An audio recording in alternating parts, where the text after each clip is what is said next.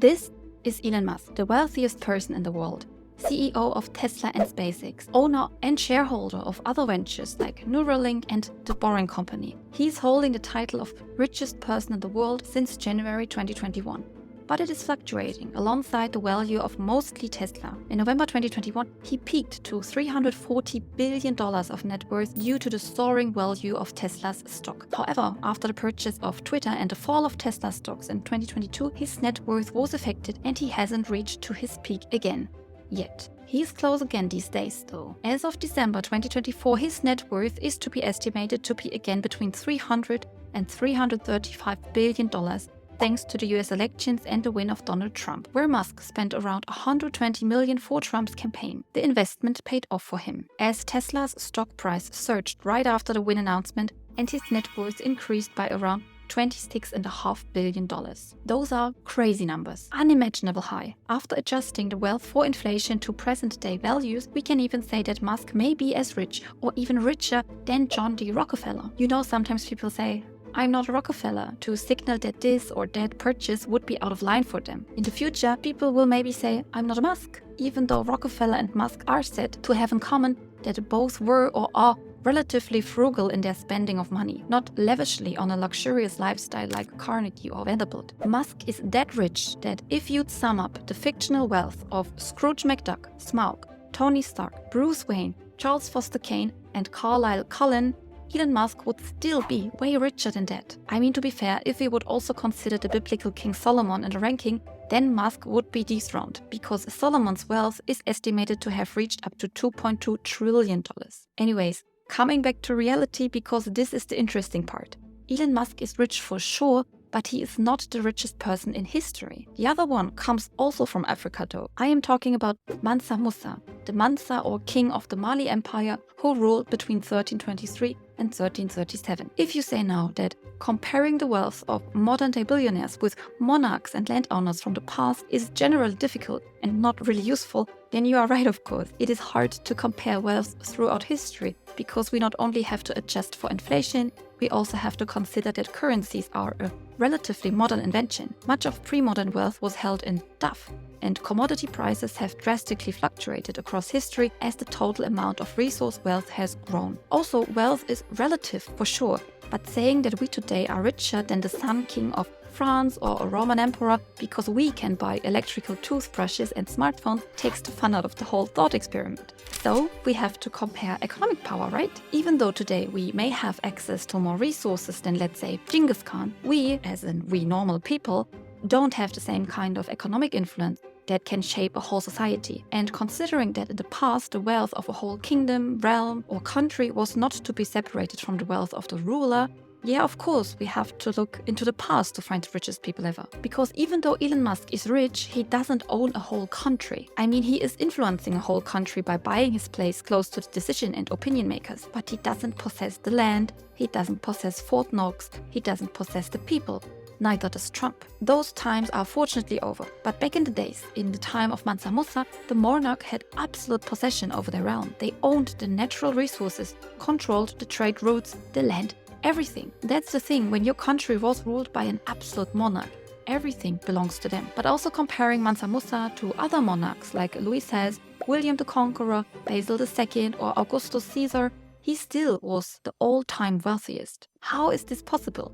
And how wealthy are we talking here? Of course, we can't talk about Mansa Musa without mentioning his pilgrimage to Mecca, because this may help to understand his unimaginable wealth. In November 1323, the then 35-year-old Mansa Musa, the 10th king of the Mali Empire, started the Hajj to complete one of the pillars of Islam. In his journey, he passed by Egypt, and according to witnesses, no one there has ever seen a greater caravan.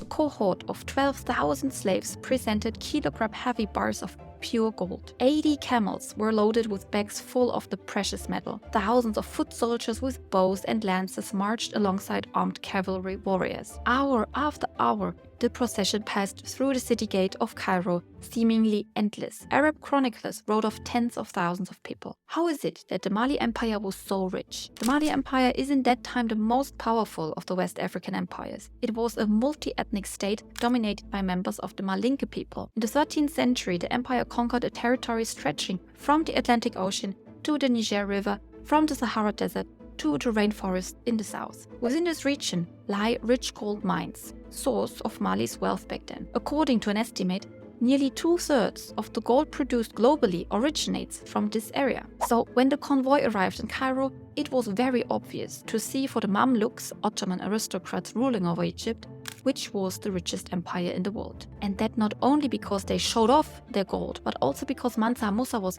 lavishly spending. Mansa Musa gave away gold by the ton on his journey, as alms to the poor and as gifts to officials, emirs and dignitaries. In Cairo, he presented Sultan Nasir Muhammad ibn Qalawun with 50,000 gold dinars as a gesture of welcome. The monarch and his entourage flooded the city with their wealth. They purchased clothing, literature, and Turkish and Ethiopian slave women in the markets. Soon the merchants realized that the foreigners unhesitatingly paid even vastly inflated prices. Money didn't seem to be no obstacle for them. Because so much precious metal entered the circulation, inflation ensued. The exchange rate of the gold dinar plummeted and wouldn't recover to its former value even 12 years later. You see, this is something maybe even an Elon Musk couldn't do. Even if he would visit Egypt in 2024, staying a year in the most expensive hotel and spend money like crazy, he would probably not be able to cause an inflation. Even though Musk's net worth is close to the Egyptian GDP, not that he gets any bad ideas, but our today's monetary system just works different than 700 years ago. When Mansa Musa started his way home from Mecca to Mali, the caravan got lost in the desert and many people died. And the treasures they carried were empty. Mansa Musa even had to borrow money to survive and come home safely. When he reached home, he was greeted by a big surprise. One of his generals conquered Timbuktu, the great oasis city on the edge of the Sahara, as well as the city-state of Gao. He then ruled over more than 40 million people. Thus, he returned to his empire at the height of his power, even after the spending for the Hajj. Elon Musk has currently much power over opinions and people, but living in his realm, so to say, are up to 150,000 people, mostly working for Tesla and SpaceX, and around 206 million people are following him on X, which of course doesn't come close to being the subjugate to a king in the 14th century. Fortunately. And unlike Elon Musk, who tends to spend only a tiny percentage of his wealth on philanthropic donations, according to the motto, if it's not future tech, which I can profit of, then I don't want to hear about it, Mansa Musa gave orders to have built libraries and a university. However, due to this crazy extravagant pilgrimage to Mecca, after which chroniclers spread the message to the north about a gold empire in West Africa, the Mali Empire attracted greedy Europeans, hunting for riches, and they went on to subjugate the entire continent over time. Who would have thought that 634 years after Mansa Musa's death, Africa and the world would see the birth of another richest person in the world, and maybe in the future even the next richest person in history? Who knows? The world obviously changed in this time. Fortunately, we don't see these crazy extravagant journeys of the wealthy anymore, where they are accompanied by their whole royal court when they travel or whatever. However, the wealthy these days are of course still showing off and use the world as their playground, like Musk is doing with SpaceX. Instead of a pilgrimage to Mecca, he spends billions on going to Mars. What is even more important, rich people don't own countries as their private possession these days anymore, like Augustus, who owned Egypt, or Leopold II, who called the Congo his private property. So today they don't wield as much arbitrary power over their subjugates and land, but surely they found other ways of exercising power and taking part in the decision-making process by buying their way into the influential areas of the state. Elon Musk is not the first one doing that, but using a platform like Twitter, X, that ruthlessly as a megaphone for his personal agenda to get Trump to win so the market can be more deregulated is a first, in that scale I guess at least. However, the switch from revolutionary and philanthropic genius to authoritarian, self-serving and cruel